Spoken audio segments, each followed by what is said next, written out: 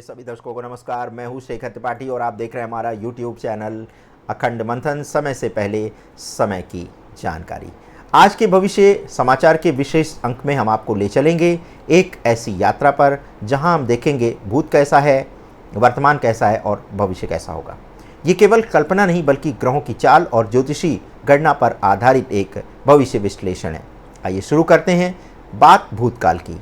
बीते सालों में छाया भूतकाल को देखें तो 2025 का साल अब तक तूफान और तबाहियों से भरा रहा है। बादल फटे, पहाड़ खिसके, नदियां उफनाई, धार्मिक यात्राएं रुकी, केदारनाथ बंद, बद्रीनाथ बंद, अमरनाथ यात्रा स्थगित। ये सब यूं ही नहीं हुआ। ज्योतिष बताता है कि मंगल और शनि की टकराहट जब होती है तब ऐसा होता है।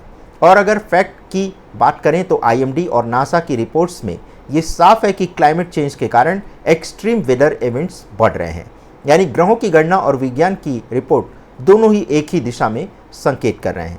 भूतकाल ने हमें चेताया है कि अगर इंसान कुदरत से खिलवाड़ करेगा तो कुदरत भी पलटवार करेगी।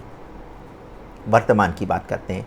आज की सच्चाई यानी सितंबर अक्टूबर 2025 के समय को अगर देखा जाए तो ग्रहों की चाल कुछ गंभीर संकेत दे रहे हैं।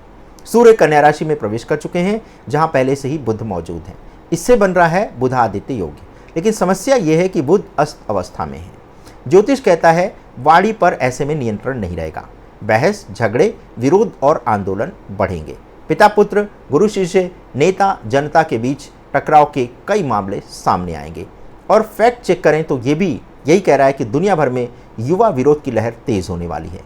हाल में यूरोप और एशिया के कई देशों में छात्रों और युवाओं ने सड़क पर उतरकर प्रदर्शन किए।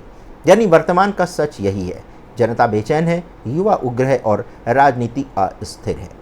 अगर अब भविष्य की बात करें तो आने वाले महीनों में सालों की तस्वीर बदलने वाली है। जी हाँ, भविष्य कैसा होगा। ग्रहों की चाल और संख्या की गणना दोनों ही संकेत कर रही है कि आने वाले समय में एक कठिन परीक्षा होने वाली है। अक्टूबर दिसंबर 2025 अचानक बारिश और बाढ़ की प्राकृतिक आपदा देखी जाएगी। स्वास्थ्य संकट पैदा होगा। पेट, नसों और मानसिक बीमारियों की संख्या में वृद्धि होगी। नौकरियों में अस्थिरता होगी। कंपनियों में छटनी के मामले सामने आएंगे और आर्थिक संकट एक बड़ी दुर्घटना का संकेत दे रहा है।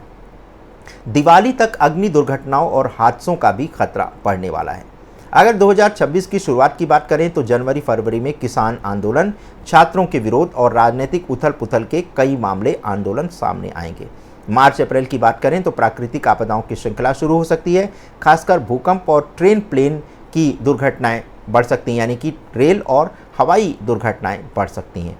अगर 2026 के मध्य भाग की बात करें तो धार्मिक संस्थाओं और संत समाज को लेकर के विवाद और हमले कुछ नए सामने आने वाले हैं। और वर्ष के अंत में यानी 2026 के अंत में युवाओं में डिप्रेशन, मानसिक बीमारी और घर वापसी का ट्रेंड, इस तरह का कुछ नया ट्रेंड आपको चलता हुआ दिखाई देगा। यानी विदेशों से भारत लोग लौटने लगेंगे। फैक्ट चेक करें तो विश्व बैंक और IMF की रिपोर्ट्स भी 2026-27 में वैश्विक मंदी और युवा बेरोजगारी की चेतावनी दे रही है। अब प्रश्न ये है कि आखिर तबाही आएगी कहां से। ग्रह बता रहे हैं कि पहाड़ी राज्यों, विशेष रूप से उत्तराखंड और हिमाचल में अब भी भूस्खलन और बाढ़ की घटनाएं होती रहेंगी। लेकिन 2026 से दक्षिण भारत पर भी मंगल का प्रभाव पड़ेगा।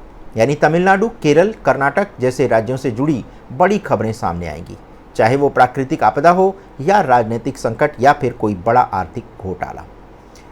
अंधेरे में एक उम्मीद की किरण कहाँ दिखाई दे रही है। जी हाँ, हर अंधेरे में उम्मीद की किरण दिखाई देती है। यही बात ज्योतिष भी कह रहा है कि सब कुछ तबाह नहीं होगा, कुछ अच्छे संकेत भी मिलने वाले हैं।